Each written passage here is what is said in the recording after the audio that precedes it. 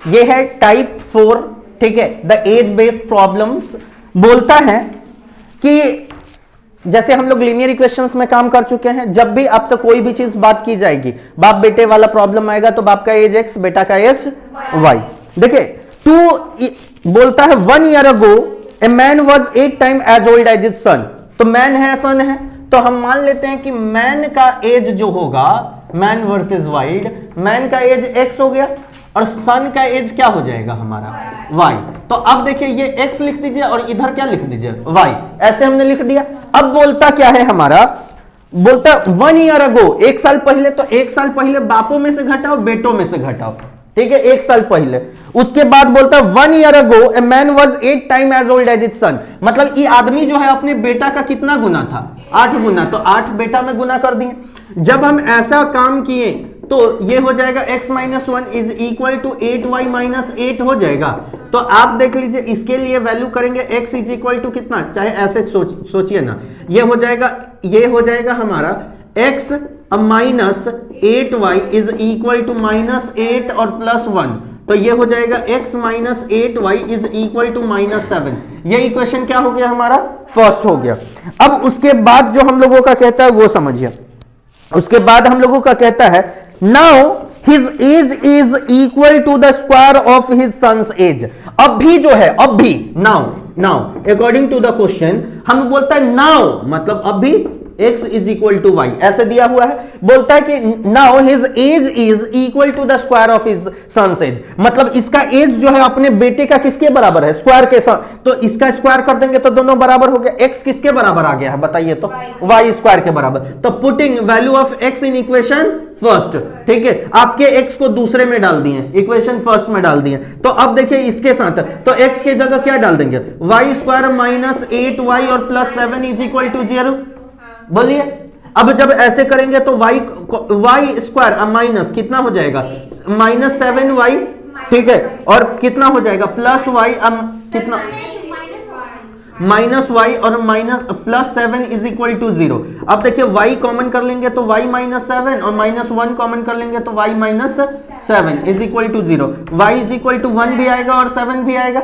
तो बेटा का एज अगर 1 लेते हैं और बाप का एज 7 लेते हैं, तो पहले 7 ले लेते हैं, क्या ले लेते हैं, 7 ले लेते हैं। तो आप देखिए कि फ्रॉम सेकेंड से जाइएगा तो आपको पता है x is equal to y square, तो x इज इक्वल टू, अब 7 रखिएगा तो 7 का स्क्वायर, तो x इज इक्वल टू कितना हो जाएगा, तो बाप का एज कितना है 49 और बेटा का एज कितना है 7। अब कहिएगा कि सर y का वैल्यू 1 भी तो आया था, 1 लीजिए, तो लेकिन देखिए 1 जैसे ही लेंगे तो 1 का स्क्वायर 1, तो बाप का भी एज 1 साल और बेटा का भी एज 1 साल, कहियो ये पॉसिबल है क्या, नहीं, तो ये चीजें हम नहीं ले सकते। एक और बात आपको बता दें, माइनस में एज कभी भी पॉसिबल नहीं है, तो माइनस में एज नहीं ले आएगा और बाप बेटा का एज कभी भी सेम नहीं होगा। बताइए क्या लीनियर की तरह चले हैं।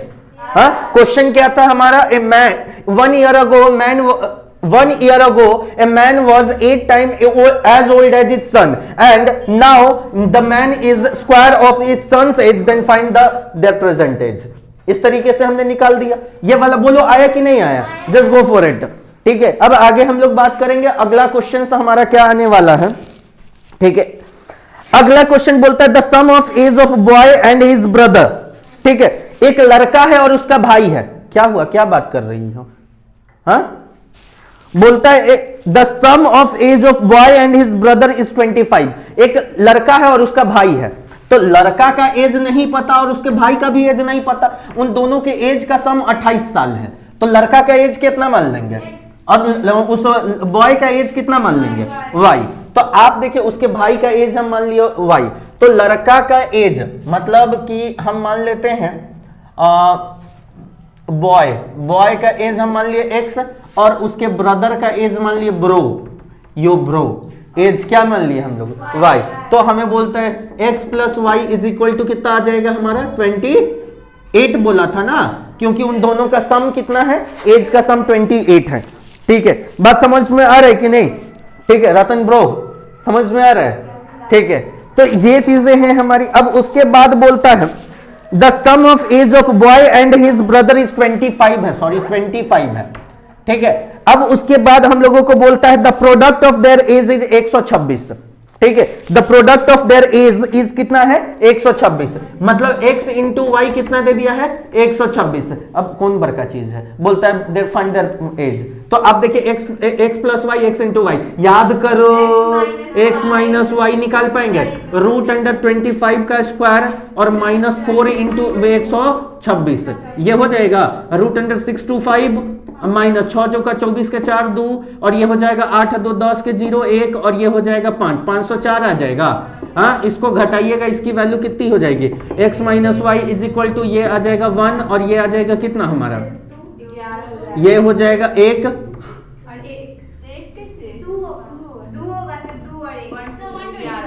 1 to 1, इसकी वैल्यू तो x minus y is equal to कितना आ गया 11, और x plus y is equal to कितना मिला हुआ है 25, इससे ये खत्म। तो 2x इज इक्वल टू कितना हो जाएगा 6 और 3 36, x इज इक्वल टू कितना हो जाएगा 18। वो आदमी का एज कितना है 8 साल, सॉरी 18 साल, और लड़के का एज, उसके भाई का एज कितना हो जाएगा 2, और उधर और हो जाएगा आपका 7 साल, मतलब वो एगो 18 साल का है, एगो 7 साल का है। बोलो आ रहा है कि नहीं आ रहा है समझ में, अरे बोलो आगे बढ़े हम। अब अगला बात जो कहता है, तो we have completed the age based problem. बोलिए एज बेस्ड प्रॉब्लम समझ में आया कि नहीं आया?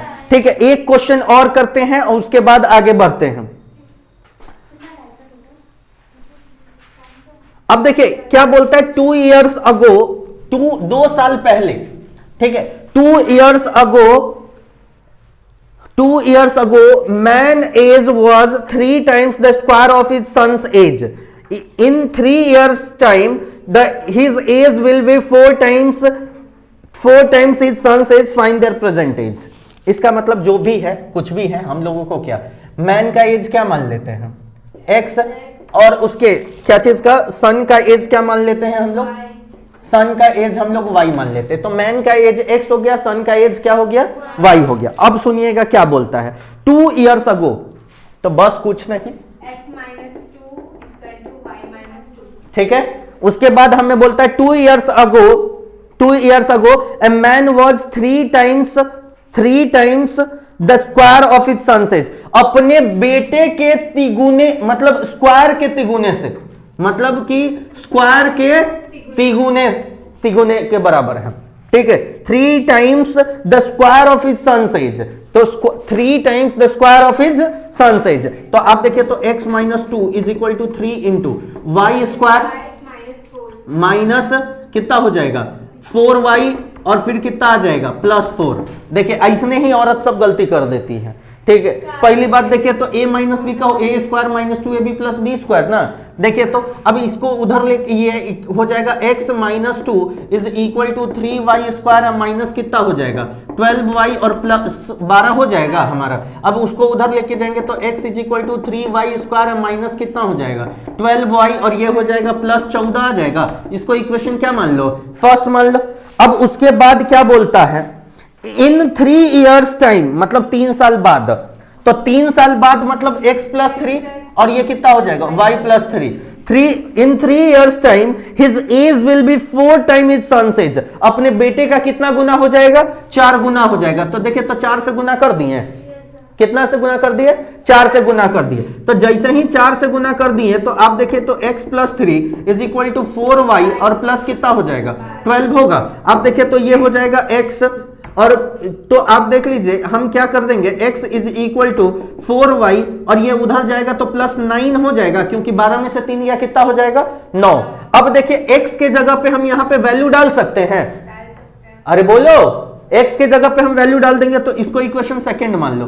अब हम क्या करेंगे, कुछ नहीं समझ में आया तो सीधे लिख दो from equation first and second, sorry from equation first and second, ठीक है। फर्स्ट और सेकंड से चलोगे तो ये हो जाएगा 4y plus 9 is equal to 3y square minus 12y, plus कितना हो जाएगा 14। इसको उठा के उस तरफ ले जाइए तो ये हो जाएगा 3y स्क्वायर अब माइनस 16y, और फिर कितना हो जाएगा 14 में से 9 गया, कितना हो जाएगा हमारा, ये हो जाएगा हमारा plus 5 is equal to 0। Solve कर दीजिए, देखिए तो 15 आएगा, गुना करके 15 माइनस y के जगह आ जाएगा हमारा 15। y का वैल्यू कितना आ गया 15, और y का वैल्यू 15 आ गया, इसका मतलब बड़ी आसानी से आप निकाल पाइए, जो भी आएगा सॉल्व करने के बाद। आया कि नहीं आया? तो ये हमारा था age based problem quadratic equation. देख रहे हम सोच कैसे रहे हैं, लीनियरली, लेकिन चला कैसे जा रहा है? क्वाड्रेटिकली। बात समझ में आ रहा है? मतलब हमेशा आपको लीनियरली सोचना है, क्वाड्रेटिकली जाना है। लीनियर नहीं सोचना है, अगर क्वाड्रेटिक का फॉर्म होगा तो क्वाड्रेटिक आएगा, अगर क्वाड्रेटिक का फॉर्म नहीं होगा तो क्वाड्रेटिक नहीं आएगा। बात समझ में आ रहा है कि नहीं आ रहा है? भूमि बोल रही क्या बोल रहे हैं, कितना स्पीड बोल रहे हैं। हाँ, if you understand say understand, if you did not understand say did not understand, if you understand and say did not understand what you understand. बोलो। Kauriya Muzaffarpur Bairiya bus stand. ठीक है, तो रहने देते हैं, अगला टाइप हम लोग करेंगे। अगला टाइप होगा प्रॉब्लम बेस्ड ऑन डिस्टेंस।